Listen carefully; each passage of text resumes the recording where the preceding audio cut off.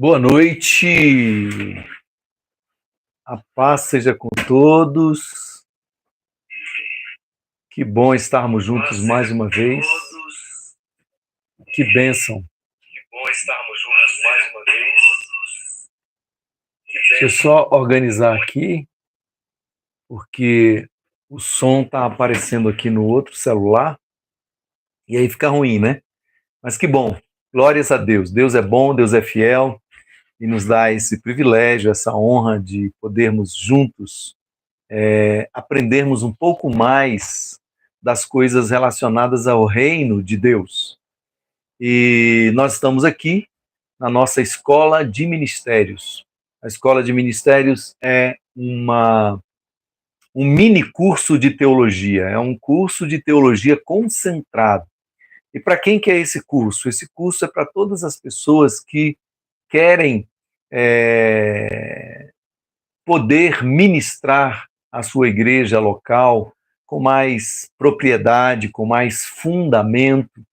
E então nós, através da Escola de Ministério, a gente pode oferecer essas ferramentas que vão ajudar você como líder, você como ministro da Casa de Deus, a trabalhar melhor em favor do reino, em favor da noiva de Cristo, que é a igreja.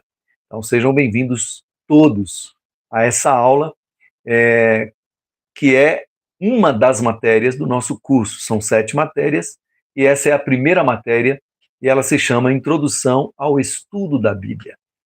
É uma matéria fundamental, porque nela nós podemos perceber, podemos entender, podemos descobrir, podemos asseverar, afirmar a confiabilidade das Escrituras. Por que a Bíblia é a palavra de Deus e por que ela é confiável. Essa é a proposta do curso dessa matéria. Então, você que está acompanhando desde a primeira aula, precisa se lembrar que essa é apenas a nossa primeira matéria. É uma matéria que tem um momento em que o assunto fica um pouco mais forte, e aí você vai poder depois ler, assistir ao vídeo, assistir a aula mais de uma vez, para você compreender exatamente aquilo que está sendo dito, tá certo? Então não fique preocupado se porventura você não entender alguma coisa, porque depois você vai poder assistir o vídeo e vai entender perfeitamente. Bom, mas antes de mais nada, vamos fazer uma oração, pedindo a Deus, pedindo ao Espírito Santo que nos ilumine, que nos instrua, que fale, que nos ensine através dessa aula. Pai, amado, bendito e santo, em nome de Jesus, nós nos achegamos a Ti e à sala do Teu trono, e o fazemos com humildade, com temor e tremor, em adoração, meu Deus. Nos rendemos aos Teus pés para reconhecer que Tu és o dono, o Senhor absoluto das nossas vidas. Sem Ti, nada somos, nada sabemos e nada podemos fazer. Por isso, te convidamos, Espírito Santo, a ser aquele que conduz as palavras, as frases, as afirmações, que traz à memória aquilo que precisa ser dito e que também é aquele que abre o entendimento para entender as coisas que estão sendo ditas e ensinadas. A Ti seja toda a honra, toda a glória e todo o louvor. Em nome de Jesus, amém. Muito bem, pessoal, eu quero começar essa aula lembrando da aula passada, né? Nós falamos sobre revelação, inspiração e iluminação. Dissemos que a revelação é o processo através do qual Deus se mostra, né? A nós, Ele decidiu se mostrar a nós, Ele nos amou a tal ponto de poder nos contar aquilo que Ele quer de nós, aquilo que sua vontade. Isso é revelação, né? É descortinar, é mostrar, tirar o véu. Então a gente aprendeu sobre isso, mas antes de falar de revelação, a gente falou sobre as 3 fontes do conhecimento considerado pela academia ou pela ciência, né? Que é a razão, a experiência e a intuição. É interessante que a maioria dos alunos que fizeram o questionário da aula passada erraram essa primeira questão, hein? Porque quando falamos das fontes do conhecimento, as pessoas colocaram que era revelação, inspiração e iluminação, e não é, tá certo? É razão, é experiência e intuição. E a revelação, ela não é acessível a todas as pessoas, enquanto as outras fontes do conhecimento, a razão, experiência, intuição, elas são comuns a todos os seres humanos. Mas a revelação só tem acesso àquele que é nascido de novo, aquele que recebeu a Cristo como Senhor e Salvador. Então ele entrou no reino e os olhos dele se abriram para enxergar a realidade do mundo espiritual. E é muito interessante fazer uma ligação entre o que aconteceu com Adão e Eva no momento da queda, né? Diz a Bíblia que eles não morreram fisicamente, mas os olhos deles se abriram para o mal, para enxergar a vida e o mundo de forma deturpada, pervertida, não é isso? E é interessante que isso aconteceu justamente porque o espírito do homem e da mulher foram desligados de Deus. Mas quando em Cristo Jesus a gente recebe Jesus como Senhor e Salvador, Jesus, o próprio Jesus disse que aquele que não nascer de novo não pode ver o reino de Deus. Então nossos olhos espirituais são abertos no momento em que o nosso espírito ele é reconectado com Deus pelo Espírito Santo no momento da conversão. Maravilha, né? Então, a revelação é esse processo que a gente falou que existem dois tipos de revelação, né? A revelação geral e a revelação especial. A geral diz respeito tanto à natureza, que revela quem Deus é, como à própria consciência humana, que ela tem gravada nela algo a respeito de Deus e a respeito da vida de um modo geral. E a revelação especial, que é dividida em duas, né? A revelação histórica, que é a história de Israel e o processo através do qual Deus foi se revelando ao povo de Israel, aos profetas, e eles então foram recebendo a revelação. E a revelação perfeita, que é a figura de Jesus, que quando Jesus, o Verbo, se torna carne, ele revela quem Deus é, a vontade de Deus, nos ensina, nos instrui, mostra a vontade de Deus. Então, Jesus é a revelação perfeita.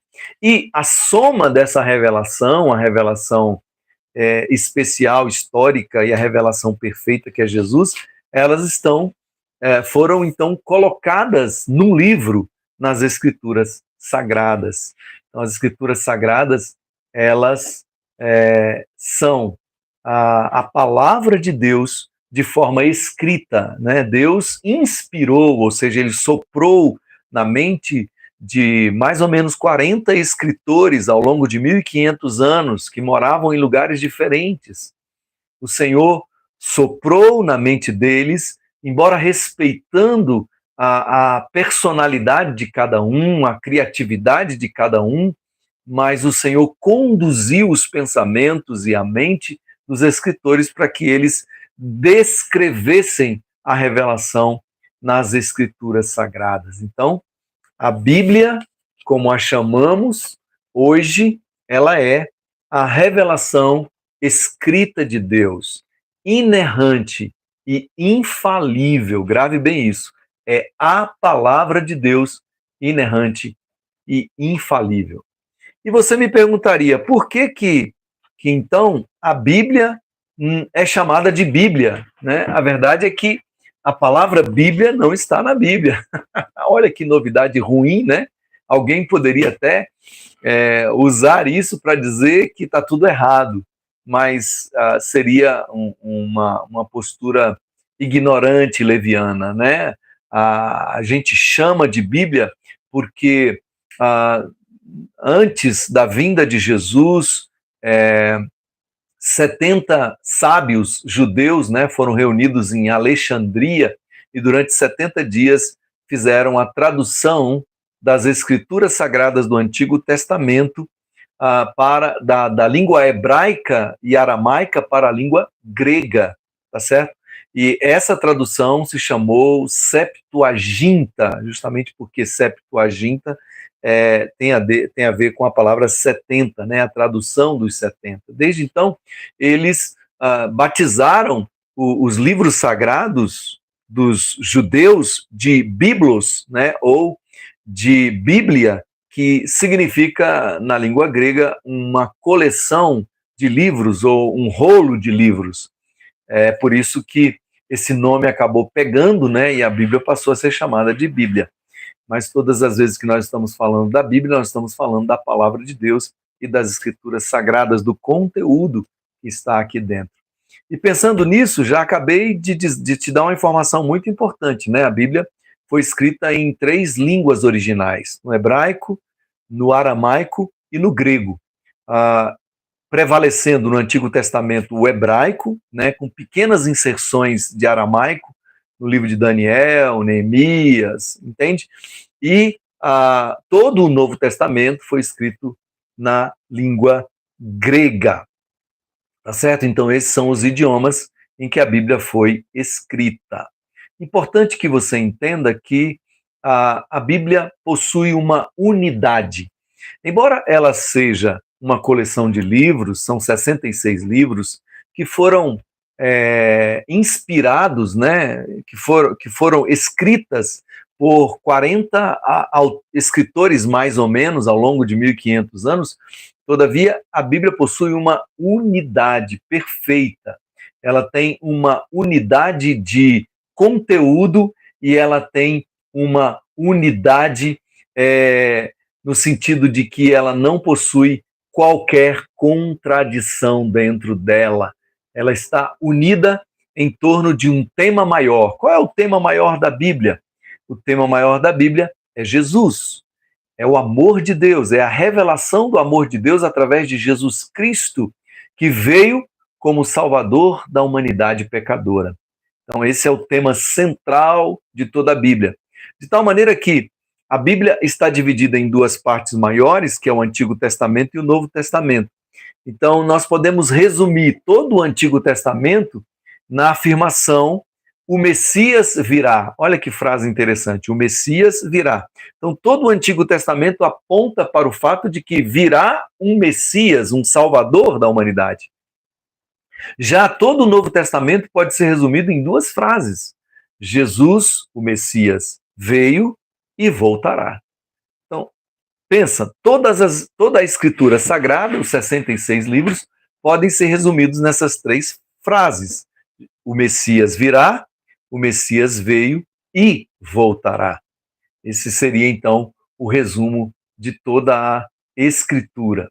Então, a gente poderia pensar agora que Jesus, então, ele é a chave das escrituras, né? Você só pode entender as escrituras olhando para Jesus como esta chave que nos ajuda a compreender o que vem antes, o Antigo Testamento, e o que vem depois. E se nós pudéssemos pensar aqui em qual é o propósito da Bíblia, a própria Bíblia declara o seu propósito. Isso está escrito aqui em 2 Timóteo, capítulo 3, versículo 16 e 17. Está escrito assim: toda escritura é divinamente inspirada e proveitosa para ensinar, para redarguir, para corrigir, para instruir na justiça, para que todo homem de Deus seja perfeito e perfeitamente instruído para toda boa obra. Então veja, a própria Bíblia declara qual é o seu propósito, o propósito da Bíblia. O propósito da Bíblia é exatamente nos ensinar, nos corrigir, nos instruir, nos aperfeiçoar para toda boa obra. Amém? Coisa boa, hein? Glórias a Deus. E a grande pergunta que surge para todas as pessoas é, de fato, como que a Bíblia surgiu? Quais são as principais divisões da Bíblia? Como que a Bíblia surgiu? Como que os 66 livros se tornaram os livros canônicos, né? Ou a escritura canônica? Antes da gente prosseguir e falar sobre esse aspecto, né, de como a Bíblia chegou até nós, seria muito importante a gente entender que essa matéria que nós estamos fazendo, esse curso que nós estamos fazendo, a matéria Introdução ao Estudo da Bíblia, ela é fundamental, principalmente porque nós estamos vivendo. A Bíblia sempre foi muito atacada, desde sempre, mas agora, nos últimos tempos, né, vamos dizer assim, no século XXI, nós temos visto fortes ataques à Bíblia Sagrada. E de onde vêm esses ataques? Primeiro, da chamada pós-modernidade. O que é a pós-modernidade? É uma sociedade que surge depois da Segunda Guerra Mundial, uma sociedade desencantada com tudo, uma sociedade que desacredita de tudo. Essa sociedade pós-moderna, ela acredita que a Bíblia é apenas um livro religioso. A pós-modernidade não acredita que existam verdades absolutas, e a Bíblia, ela se propõe e se apresenta como autoridade máxima, portanto, como verdade absoluta. Então, a pós-modernidade ataca a Bíblia justamente porque entende que não existe verdade relativa. Outro ataque que a Bíblia tem sofrido é dos novos ateus, né? Quem são os novos ateus? São aqueles que sorriem, que riem, que zombam de nós cristãos, porque nós acreditamos na Bíblia por inteiro, e a Bíblia ela traz vários episódios sobrenaturais. Então, esses novos ateus acham um absurdo a gente acreditar na Bíblia dessa maneira, ela contendo milagres sobrenaturais e a gente acreditar. Eles acham que nós somos totalmente ingênuos por causa disso. Mas o maior ataque que a Bíblia tem sofrido é o ataque do liberalismo teológico. Os teólogos liberais. Por quê? Por que é o maior ataque? Porque é um ataque que surge dentro da própria igreja. Porque essas pessoas, esses teólogos, eles estão dentro das nossas igrejas. E como é que nasce esse liberalismo teológico? Ele não nasce agora, ele nasce há mais de 200 anos atrás, com um camarada chamado Johann Salomon Semmler. Ele propôs uma distinção entre palavra de Deus e escritura, dizendo ele que a palavra de Deus seria a parte normativa da Bíblia e essa outra parte que a gente chama de cânon oficial seriam os livros, os 66 livros, mas a palavra de Deus seria o cânon normativo, ou seja, ele está propondo que nem tudo que está na Bíblia é palavra de Deus. Então, a partir daí, surge a chamada crítica bíblica ou crítica textual, em que muitos teólogos passaram a criticar os textos bíblicos, criticar as narrativas sobrenaturais da Bíblia, tá certo? E tentaram transformar a Bíblia apenas num livro histórico, tá certo? E com isso, esses liberais, esses teólogos liberais, eles passaram a desacreditar as escrituras sagradas. Logo depois, na história, estamos falando de 200 anos atrás para cá, nós vamos ver surgir, então, a chamada neo-ortodoxia, que é um ramo da teologia que ataca o liberalismo teológico, mas tenta, digamos assim, fazer uma concessão com o liberalismo teológico. E aí, esses teólogos da neo-ortodoxia, eles vão dizer que, na verdade, a Bíblia não é a palavra de Deus, ela contém a palavra de Deus. E a figura mais ilustre dessa neo-ortodoxia é um teólogo chamado Karl Barth. E esse pensamento de que a Bíblia não é a palavra de Deus, mas ela contém a palavra de Deus, tem sido disseminado pelas pessoas que que hoje em dia, né, movidos por esse pós-modernismo que eu falei mais atrás, elas tentam desacreditar as escrituras sagradas de forma contundente. Mas todos nós que somos cristãos, e o cristianismo histórico, ele sempre acreditou que a Bíblia é a palavra de Deus, que a Escritura é a palavra de Deus, 66 livros são a palavra de Deus, é a Escritura canônica, é infalível, é inerrante, é autoridade, entende?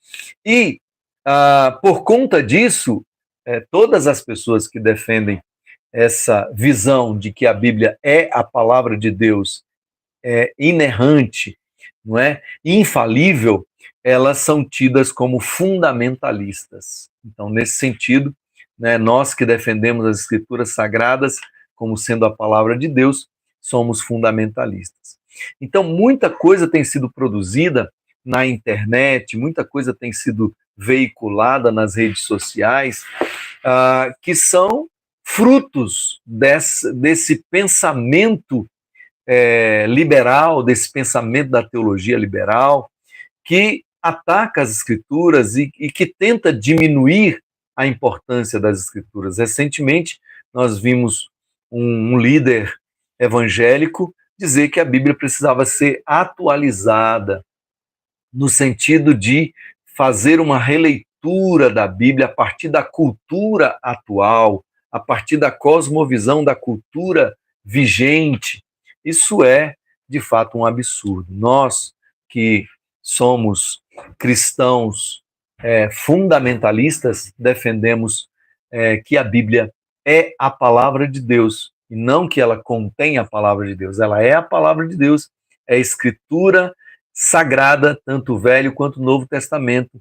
Ela é a fonte, ela é a regra de fé e prática de todos nós que servimos a Deus, que seguimos Jesus, e ela é inerrante, ela é infalível e ela é autoridade. Mas vamos então voltar ao assunto e pensar em como a Bíblia foi formada, né? Primeira coisa, vamos pensar nas divisões da Bíblia, né? O Antigo Testamento, como foi formado o Antigo Testamento? Veja, na época que Deus criou os céus e a terra, não havia escrita, né? Então, todas as narrativas relacionadas aos patriarcas, né? E toda a história da criação do mundo e do homem, ela foi transmitida através do que nós chamamos de tradição oral. Através da tradição oral, as histórias foram sendo contadas e passadas de pai para filho, de comunidade para comunidade, preservadas e cuidadas por todas estas pessoas. Até que a escrita descoberta no Egito Antigo, 3.000 anos antes de Cristo, a escrita, então, é descoberta, e é curioso como Deus permite que o povo de Israel vá morar no Egito, e lá Moisés aprende a ler e a escrever, e Deus, então, vai usar Moisés como esse homem que vai colocar toda essa tradição oral por escrito, tá certo? Formando, então, o Pentateuco, né, a Torá, os 5 primeiros livros do Antigo Testamento, Gênesis, Êxodo, Levítico, Números e Deuteronômio, tá certo? E de lá para cá, depois de Moisés, nós vamos assistir vários escritores que Deus vai levantando para preservar e para dar continuidade à narrativa dos escritos relacionados à forma como Deus foi se revelando, especialmente na história de Israel.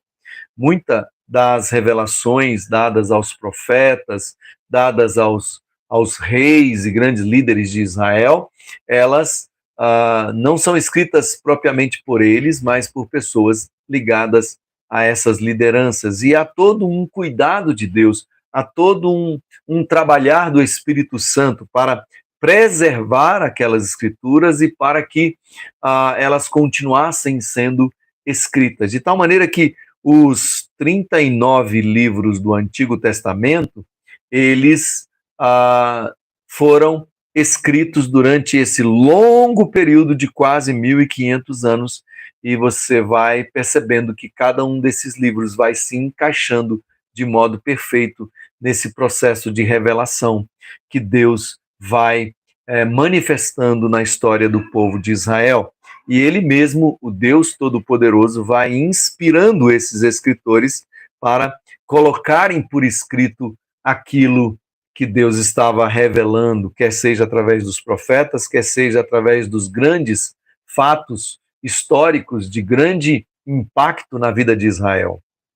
A gente pode pensar, por exemplo, na conquista de Canaã, né, narrada no livro de Josué, vários episódios incríveis, como a derrota, a passagem pelo Rio Jordão, quando Deus abre o Rio Jordão e o povo de Israel passa seco, a derrubada das muralhas de Jericó. São vários episódios que evidenciam a intervenção divina, o poder de Deus, e Deus tem o cuidado de ir fazendo com que, de ir levantando escritores que vão narrando, que vão fazendo a narrativa desses grandes episódios da revelação de Deus.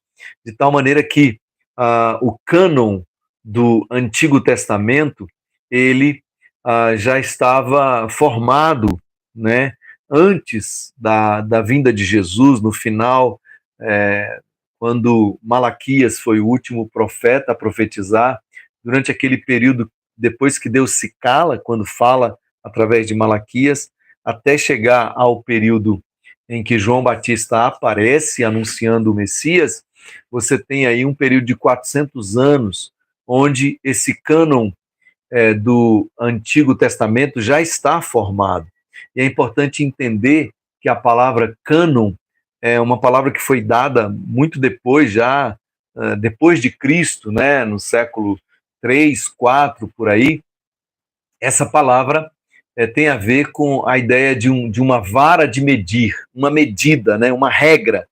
Então, a ideia da palavra cânon é exatamente para definir os livros que compõem, os livros que são inspirados por Deus e que compõem os livros sagrados ou as escrituras sagradas que Deus nos entregou, tá certo? Então, esse foi o processo de formação do cânon do Antigo Testamento, que está dividido em 4 partes, né? Os livros da lei, que eu falei, o Pentateuco, os livros históricos, que começam com Josué e vão até Ester, os livros poéticos, que são 5, que vão de Jó até Cantares, e os livros proféticos, que começam com os profetas maiores, começando por Isaías, e vai até os profetas menores, que vai de Oséias até Malaquias. Assim é formado o cânon do Antigo Testamento. E é exatamente esse cânon do Antigo Testamento, que é chamado de Escrituras do Antigo Testamento, que ela é traduzida ali, alguns anos antes de Cristo, é traduzida do hebraico para o grego, naquela tradução que eu falei para vocês lá atrás, a tradução chamada Septuaginta. Agora vamos falar sobre o Novo Testamento, como é que foi formado o cânon do Novo Testamento. Como vocês sabem, quando Jesus viveu aqui nessa terra, só havia uma escritura sagrada, que era o cânon do Antigo Testamento. E já na época de Jesus, havia essa tradução da Septuaginta, que traduziu as escrituras sagradas dos judeus do Antigo Testamento, da língua hebraica para a língua grega.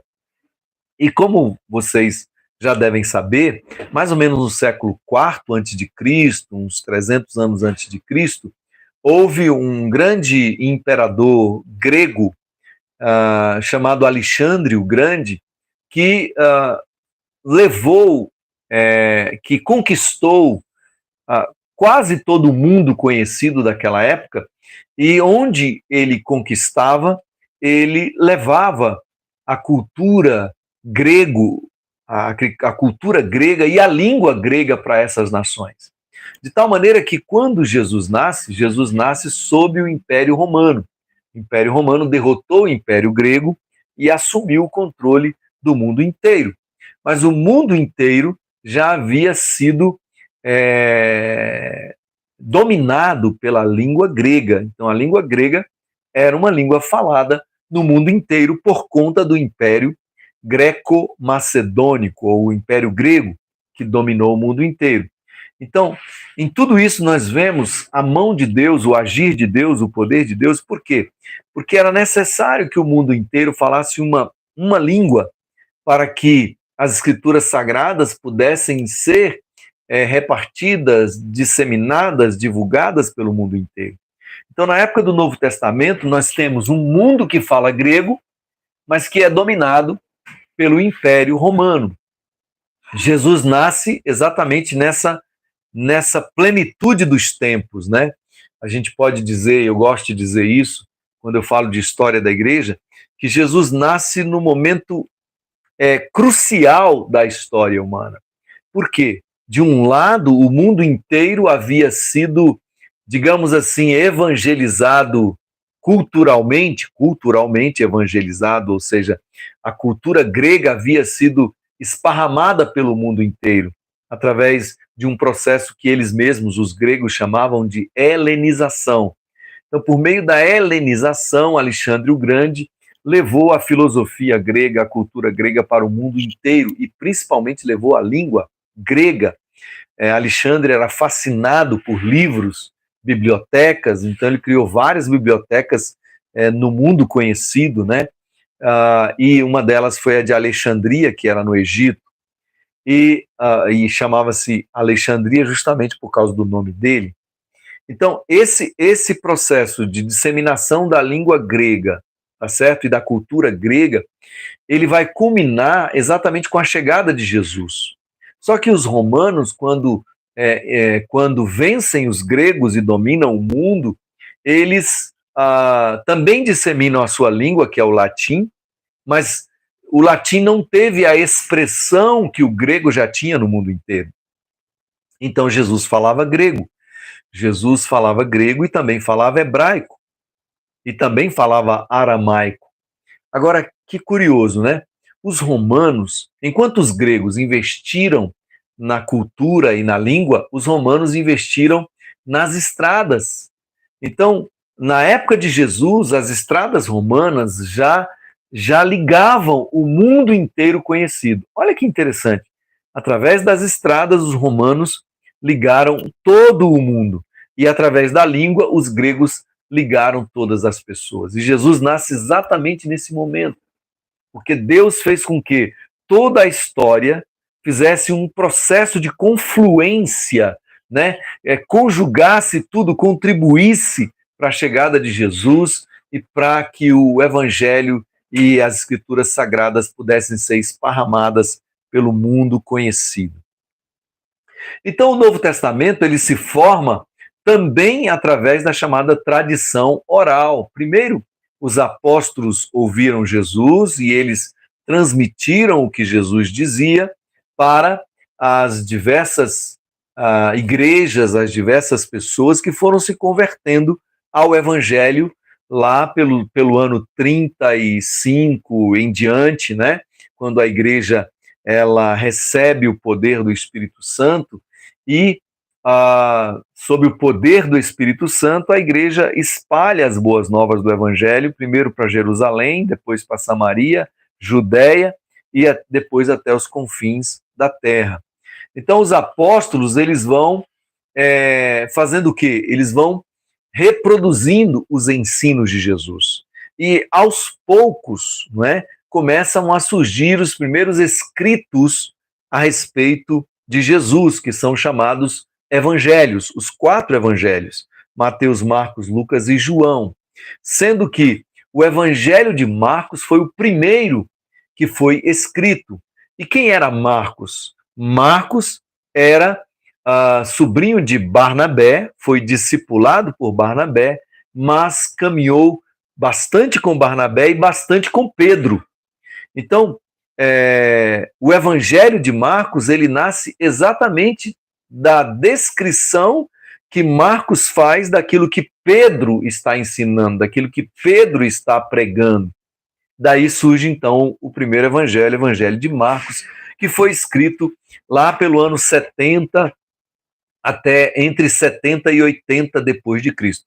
Percebam que só mais ou menos 40 anos depois que a igreja recebeu o poder do Espírito Santo, é que o primeiro evangelho vai ser escrito, que é o Evangelho de Marcos. Depois vem o Evangelho de Mateus e Lucas, que é na década de 80 para 90, e o Evangelho de João é o último a ser escrito, já na década de 90, já até depois do ano 100, o Evangelho de João, de acordo com os estudiosos, está sendo escrito, ok?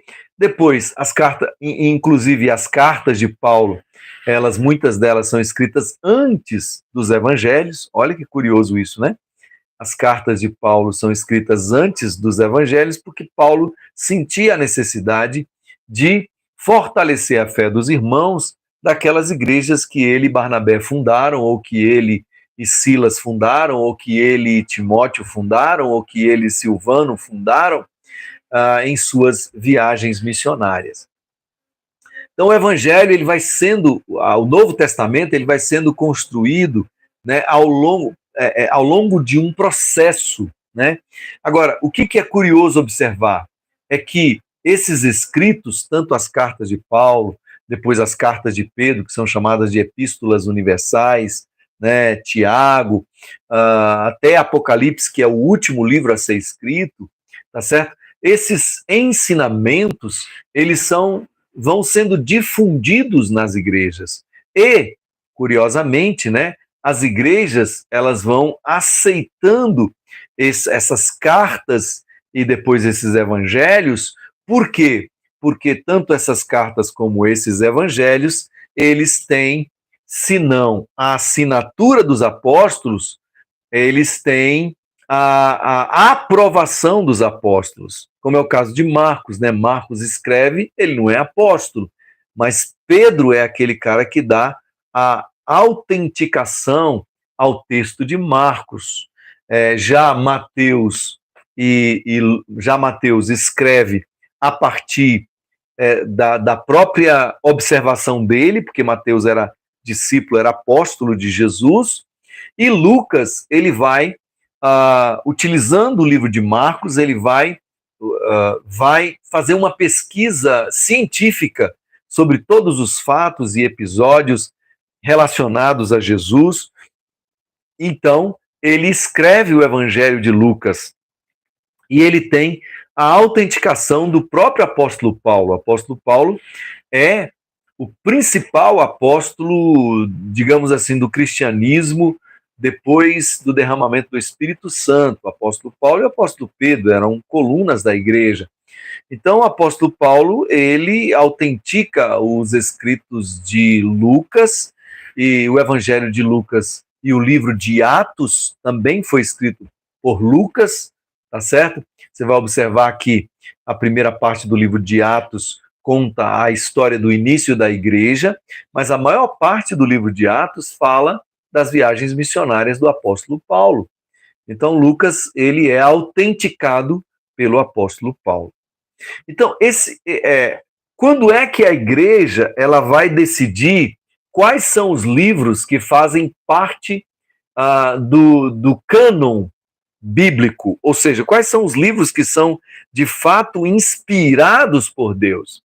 E que critérios que a igreja vai usar para fazer isso? Olha que interessante. O que você vai observar, o que nós vamos observar estudando a história da igreja e os textos dos pais da igreja, é que sempre houve uma preocupação muito grande em relação aos textos sagrados. Os textos eram reconhecidos a partir do fato de que eles tinham uma autoria dos apóstolos ou tinham uma autenticação dos apóstolos. E isso se chama apostolicidade, quer dizer que esse foi o primeiro critério que foi usado para declarar que determinados livros eram, de fato, livros sagrados, livros inspirados por Deus. Então, a apostolicidade era um teste que testava a autoridade do escritor. Se o escritor era um dos apóstolos, ou se ele era autenticado, era discípulo de um dos apóstolos, então aquele escrito era recebido pela igreja como um escrito verdadeiro, como um escrito sagrado, como um escrito inspirado. O segundo teste, o segundo teste, o segundo teste, desculpa aí o barulho do cachorro. O segundo teste para verificar se um livro ele era de fato inspirado por Deus era o teste da ortodoxia, ou o que é chamado também de regra de fé. Tem a ver com o conteúdo, tá certo? Aquele conteúdo daquele livro tinha que ser, tinha que estar dentro do bojo do evangelho pregado por Jesus e escrito pelos escritores e pelos apóstolos que escreveram os evangelhos, e também dentro daquilo que os apóstolos eles pregavam, tá certo? E então o conteúdo também foi julgado pela igreja ao longo dos primeiros séculos, separando o trigo do joio, separando aquilo que era de fato escritura sagrada, pelo seu conteúdo. Se o conteúdo de fato corroborava ou combinava com aquilo que a fé cristã apregoava através dos apóstolos, então esses escritos eram tidos como escritos verdadeiros. E por último, a última peneira que foi usada pelos pais da igreja para formar a lista dos livros sagrados do Novo Testamento foi o critério da universalidade. O que esse critério fala? Ele fala sobre o fato de que um escrito, para ele ser tido como um escrito sagrado e um escrito autoritativo, né, o que tinha autoridade, confiável, ele, além de passar pelo crivo da apostolicidade, o crivo da ortodoxia, ele tinha que passar também pelo crivo da universalidade, ou seja, ele tinha que ser aceito pela maior parte das igrejas no mundo todo. A essa altura, nós estamos falando aí do ano 200, 300, a igreja já tinha se espalhado pelo mundo inteiro.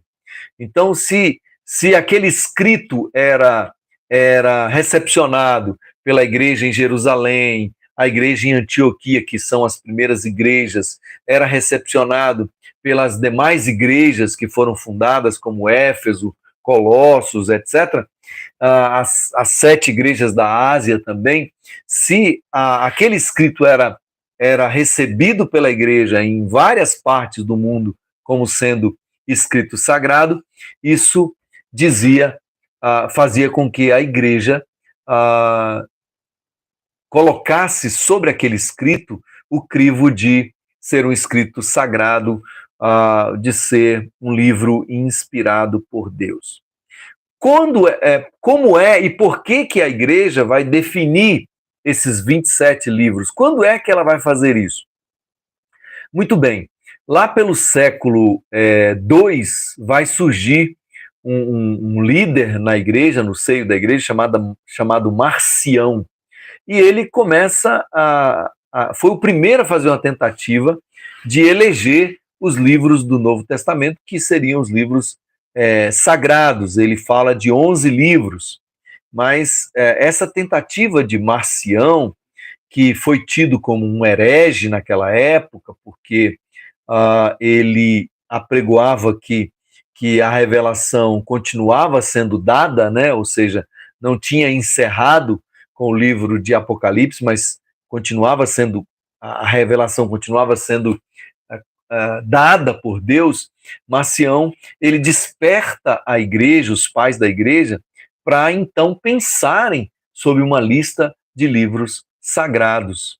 Então, essa atitude vai exatamente provocar a igreja para que ela faça isso, tá certo? E aí, a partir daí, vários compêndios, vamos dizer assim, conjuntos de livros começam a ser discutidos pela igreja, né?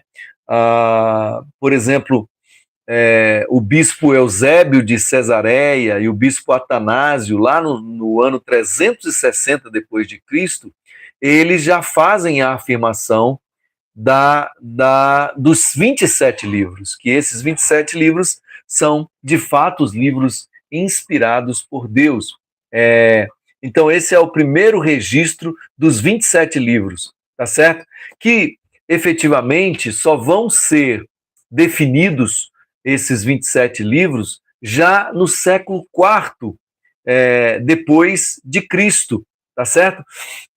No século IV, então, a partir dos concílios que foram realizados. Concílios eram reuniões de bispos das diferentes igrejas, né, igrejas cristãs. Eles se reuniam para discutir temas doutrinários a respeito da igreja. Então, a partir desses concílios, foi que exatamente foi se definindo o cânon, tanto do Antigo Testamento como do Novo Testamento.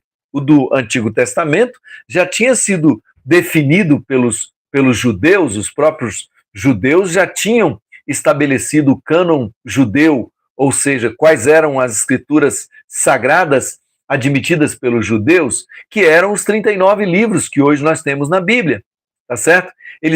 Os judeus não aceitavam os livros chamados deuterocanônicos, que também são chamados de livros apócrifos, aqueles livros Sabedoria, Judite, Eclesiástico, Macabeus. Esses livros chamados deuterocanônicos, eles não eram recepcionados pelos judeus como escritura sagrada. Por isso, a igreja, né, ela não vai aceitar esses livros como livros sagrados, mas admite que esses livros são fontes históricas, fontes de conhecimento, fontes que podem trazer alguma informação interessante, mas não são considerados livros sagrados. Então, a Bíblia protestante, ou a Bíblia reformada, né, ela é a Bíblia que contém 66 livros, que são os livros que todos nós, chamados evangélicos, utilizamos, tá certo? São os 39 livros do Antigo Testamento e os 27 livros do Novo Testamento, tá certo? Como eu falei para vocês, os concílios, né, foram fundamentais para a definição do cânon do Novo Testamento e depois para juntar todos os livros em um só compêndio que é chamado de Escrituras Sagradas. Então, houve o concílio regional de Hipona e o concílio regional de Cartago, na África, ambos na África. Um em 393, outro em 397.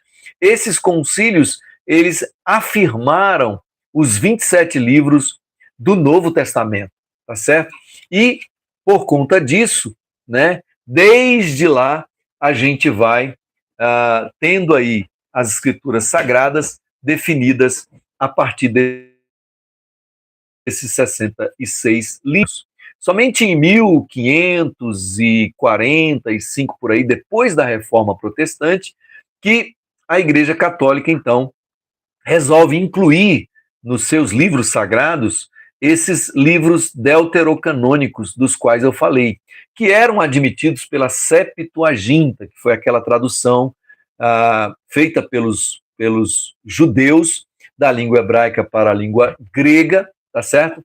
Dos 39 livros do Antigo Testamento. Então, lá na Septuaginta, eles admitiram esses livros deuterocanônicos, que eu falei para vocês, né? Eclesiástico, Judite, são 7 livros, se não me engano, que fazem parte, então, desde 1545, do Concílio de Trento, né, realizado pela Igreja Católica, esses livros, então, foram admitidos como livros sagrados pela Igreja Católica. Mas a Igreja Reformada, a Igreja Protestante, jamais admitiu esses livros como sagrados. Então, os livros que nós temos como sagrados são os 66 livros que você conhece e que está aí na sua Bíblia, que está aqui na minha Bíblia também. Então, perceba que o processo de formação do cânon bíblico, ele não é algo simples, não é algo que acontece da noite para o dia. Ele foi feito com base em muita oração, muitos encontros, muita discussão, muito debate, muita reunião, muitos concílios, tá certo? E a partir daí, com muita responsabilidade, conduzidos pelo Espírito Santo, é que os livros foram definidos para o cânon bíblico, tanto do Antigo Testamento como do Novo Testamento. Então, hoje nós temos uma Bíblia completa. Você é um privilegiado. As pessoas que viveram tanto no início da fé, quando Jesus morreu e ressuscitou, tá certo? E claro, eles tinham os apóstolos, eles tinham a tradição oral, né, direta dos apóstolos, mas eles não tinham, como nós, o privilégio de ter todos os livros reunidos em mãos, né? Até que naquela época nem gráfica havia para se produzir livros assim, os livros eram feitos em pergaminhos, em rolos, não é isso? Então era muito raro. Nos primeiros séculos também a mesma coisa, mas nós somos privilegiados, porque nós temos as escrituras sagradas completas, e nós temos em várias traduções e em várias versões. Aliás, traduções e versões são o tema da o próximo assunto da nossa conversa, né? O que é uma versão? Uma versão é exatamente uma tradução da Bíblia da língua original para outra língua. Isso é uma versão, tá certo? E a versão, ela tem dois tipos, que é a tradução e é a paráfrase. A tradução é mais literal, busca o sentido de cada palavra, busca traduzir literalmente cada palavra. Isso é uma tradução. Agora, a paráfrase, ela não traduz as palavras, mas ela traduz as ideias. Ela pega as ideias e tenta expressar essas ideias em linguagem mais comum. Então, aqui no Brasil, nós temos várias traduções e temos também paráfrases, né? Qual que é a paráfrase mais conhecida aqui no Brasil? É a NTLH, né? A nova tradução na linguagem de hoje. Ela é uma paráfrase. Então, os estudiosos, eles procuraram transmitir com linguagem atual o pensamento, a ideia central de cada texto, tá certo? Então, as traduções, elas são mais técnicas, e as paráfrases são uma tentativa de deixar a Bíblia de mais fácil entendimento, com a linguagem mais clara para as pessoas, para qualquer pessoa entender, tá certo? Então você não pode abrir mão da tradução, tá certo? A paráfrase é importante, mas você tem que andar com as duas, tem que ler a tradução e ler a paráfrase, porque pode acontecer de uma paráfrase não expressar exatamente aquilo que está na tradução. Pode ser que aconteça, né? Embora as pessoas que fizeram as paráfrases ou que fazem são pessoas profundamente responsáveis, né? E procuram buscar o sentido exato da palavra. Mas eu sempre recomendo que quem é estudioso da Bíblia deve ter uma tradução e deve ter uma versão. Falemos sobre os manuscritos originais da Bíblia. Existe algum manuscrito original da Bíblia? Não, não há manuscrito original da Bíblia, mas existem cópias fiéis dos originais da Bíblia, tá certo? E são essas cópias que deram origem, né, ao texto que nós temos. Então, hoje o texto bíblico, ele é um texto que já foi provado e testado tanto por arqueólogos como por estudiosos, por pessoas que estudam profundamente a questão dos textos bíblicos, dos textos sagrados. Então, os fragmentos que nós temos de escritos originais, eles testificam, autenticam a confiabilidade do escrito que nós temos hoje das Sagradas Escrituras. Então, gente, não é brincadeira, não. Às vezes as pessoas pensam que as Escrituras Sagradas, elas não são confiáveis, mas elas são totalmente confiáveis, porque existe todo um processo que Deus foi conduzindo para resguardar, para proteger, para formar cada detalhe dos escritos sagrados. E não apenas para formar, mas Deus tem preservado. Que milagre lindo esse da preservação dos escritos bíblicos. Inclusive, houve uma descoberta em 1945 dos escritos da caverna de Qumran, que atestam, são muitos fragmentos de escritos originais, foram protegidos, guardados, e que atestam a confiabilidade dos textos sagrados que nós temos hoje, tá certo? Então a Bíblia é efetivamente um livro confiável. E mais, a Bíblia tem sido atacada ao longo de todos os séculos. A tentativa de Satanás sempre foi de destruir a Bíblia, de apagar a Bíblia, ou de deturpar a Bíblia. Mas, enquanto o inimigo trabalhou assim, a igreja e Deus trabalharam também poderosamente no sentido de guardar, preservar, e nesse sentido vale a pena a gente ser grato a Deus pelos escribas, né?